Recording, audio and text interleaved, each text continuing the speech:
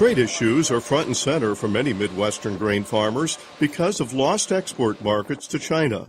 But grain farmers aren't the only producers with concerns about trade. Poultry producers are also impacted by trade issues, which they hope to see resolved soon.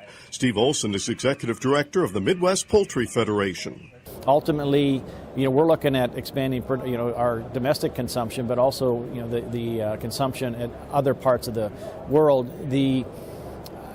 So what's going on with China, we're watching that closely. Unfortunately, we've been locked out of China since 2015 when high-path avian influenza hit the United States. That's been gone for 4 years, but China has used that as a non-tariff trade barrier.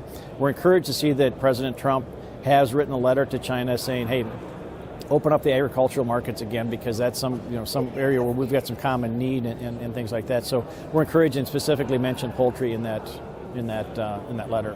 Poultry and egg production is a very important part of Minnesota's agricultural economy, but the impact stretches well beyond birds. We're number one in turkey production. We're number 7 in egg production. We've also got, about 55, 60 million broiler hens or broiler in the state of Minnesota. So it supports about 26,000 jobs. It's $1 billion industry within the state of Minnesota. And more importantly, these birds eat Minnesota-raised corn and soybeans, and so that helps support crop farmers.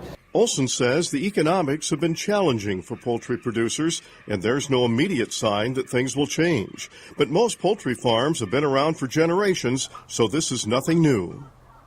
Because we're an integrated industry, I think that maybe has helped us pass farms down along the way. So, but certainly there's been a lot of changes since we started in the early 1900s. One of the first impressions is I came on board and I was impressed at how business savvy, poultry farmers are. I mean, they know there's good years, they know there's bad years, they plan for the bad years, but they're also very optimistic, and they like to rely on their own ability to manage things. And so again, there's a resilience with the group as a whole. This is Lynn Ketelsen reporting.